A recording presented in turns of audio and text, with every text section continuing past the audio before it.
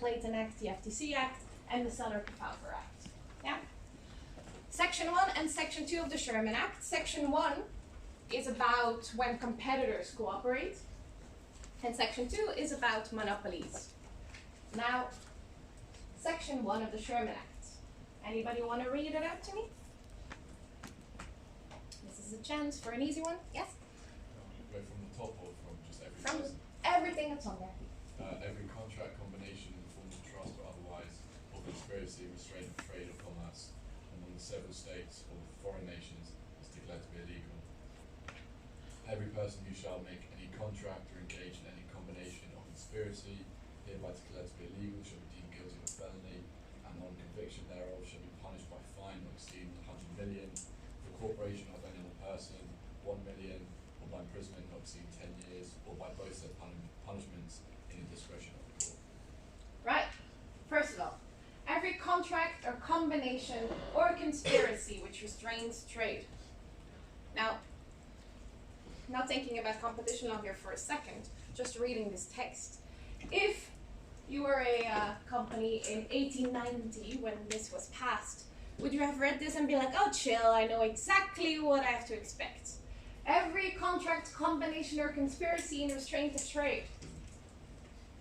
Are you like, oh yeah, I'm not falling foul of that, totally fine, moving on with my life? You have done contract law, right? What is a contract? Agreement between two people. Mm-hmm. Okay, so what does that mean? You agree to do something for someone else. Yes, there's a quid pro quo there. Yeah? If I agree to give you my empty coffee cup, okay, in exchange for £1, maybe I like empty coffee cups. Maybe, let's say it's full, makes more sense. A full coffee cup for £1. I have given something up, and you have given something up. There's a quid pro quo. We have restrained our own conduct. No? We have limited our discretion in life. I can no longer drink this because you own it now. Right? You see where I'm going with this? Any agreement or cooperation between companies is a restraint of trade. Trade is their sole aim in life. That's what they do. Any agreement they do where they give something up, they will give something up in a commercial way. Right? So does this make you feel confident about your actions? Imagine you're an 1890 company and this is passed in law. Do you think, yeah, chill?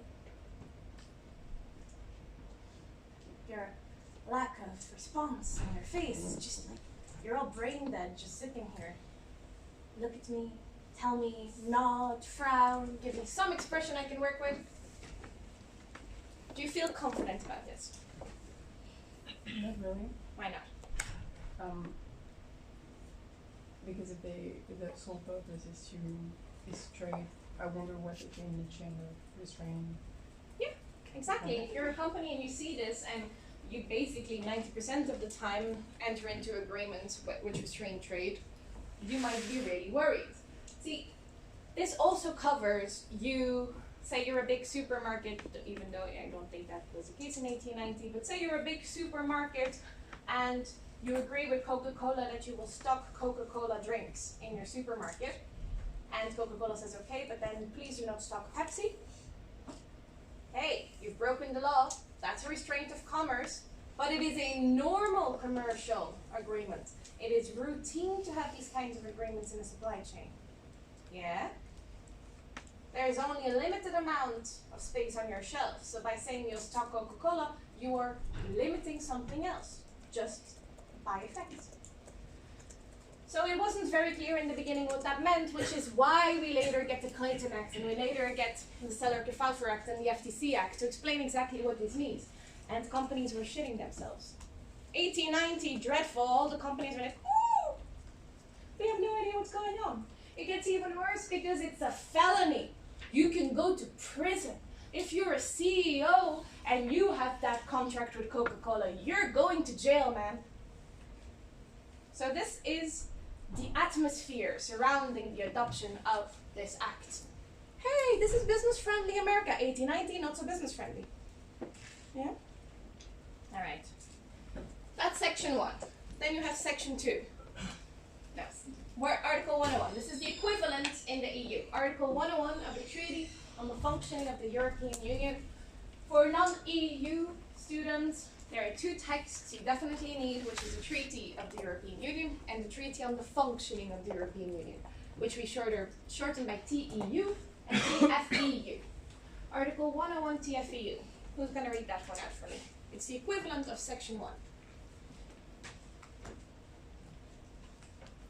Go ahead. Sorry, I've got a bit of a cold. That's all right. The following shall be prohibited as incompatible with the internal market. All agreements between undertakings, decisions by associations of undertakings, and concerted practices which may affect trade between member states and which have as their object or effect the prevention, restriction, or distortion of competition within the internal market, and in particular those which A. Directly or indirectly fix purchase or selling prices or any other trading conditions, B. Limit or control production, markets, technical development or investment, C. Share markets or sources of supply, D. Apply similar conditions to equivalent transactions with other trading parties, thereby placing them at a competitive disadvantage, E. Make the conclusion of contracts subject to acceptance by the other parties of supplementary obligations which, by their nature or according to commercial usage, have no connection with the subject of such contracts. 2. Any agreements or decisions prohibited pursuant to this article should be automatically void. First comment is, you clearly see more the civil law angle here, right? So common law, UK, US for the most part, they're like, the judges will figure it out. In civil law countries, which is the majority of Europe, they're like, judges won't figure this out. We have to stipulate in fine detail exactly what you can and cannot do, which has its downsides, right? But one of the pluses is that companies could look at this and be like, still very vague, but hey, there's a few examples of things we can definitely not do. How you interpret those examples, still subject to some confusion, but it's a little bit more detailed. A massive difference is this. It's automatically void. What is automatically void?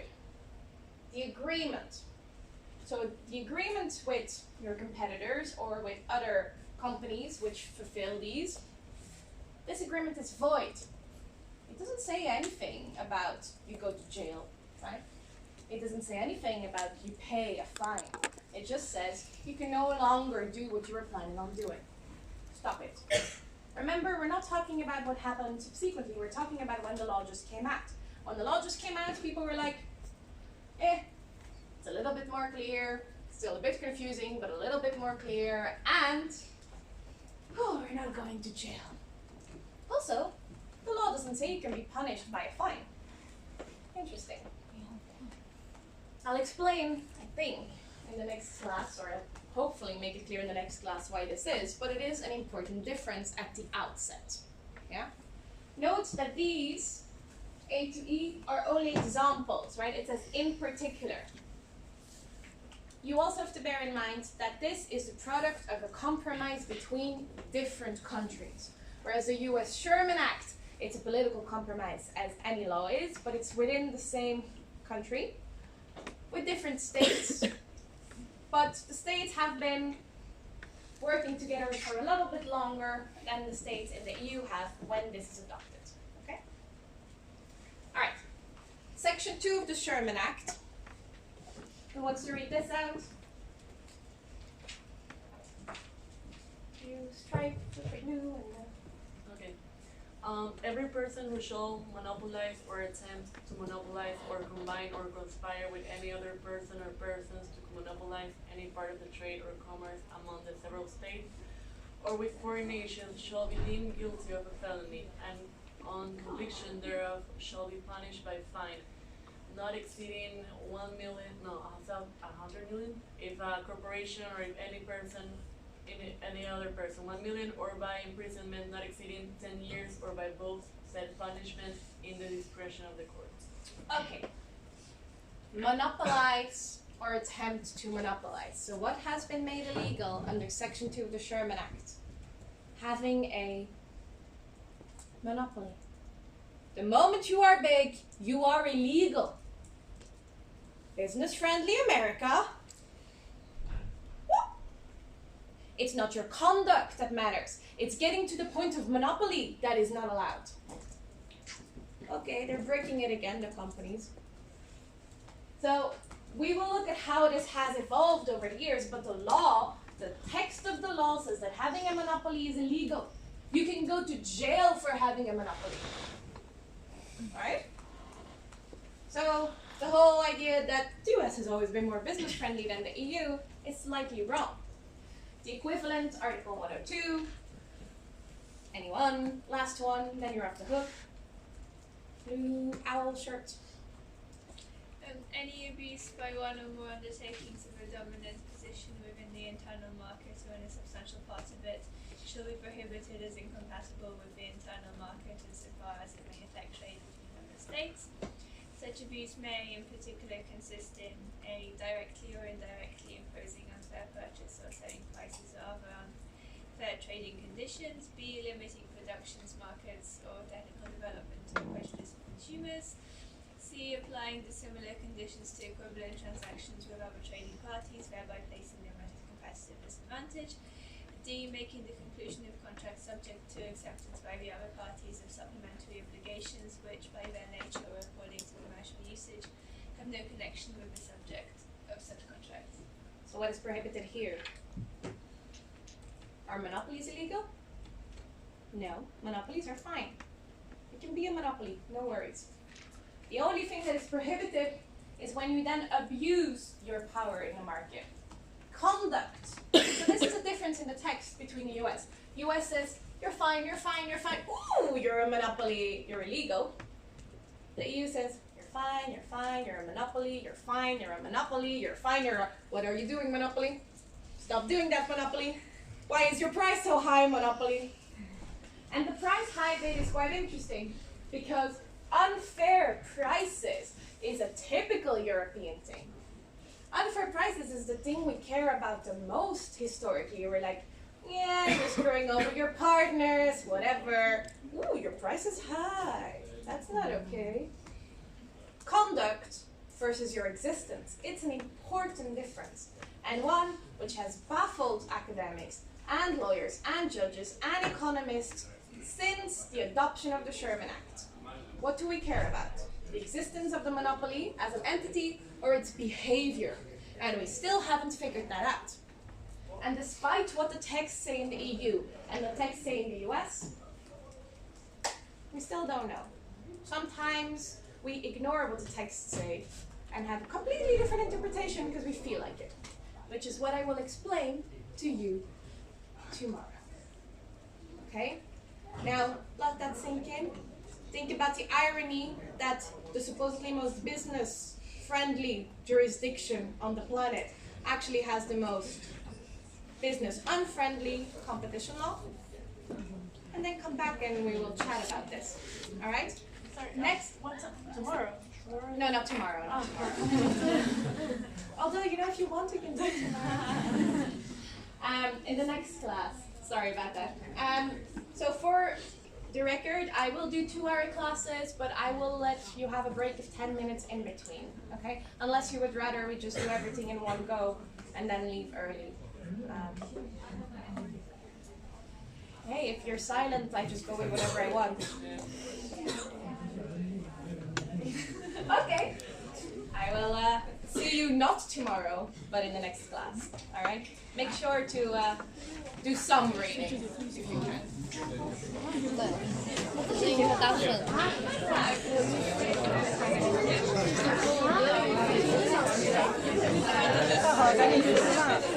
那我前面预习的。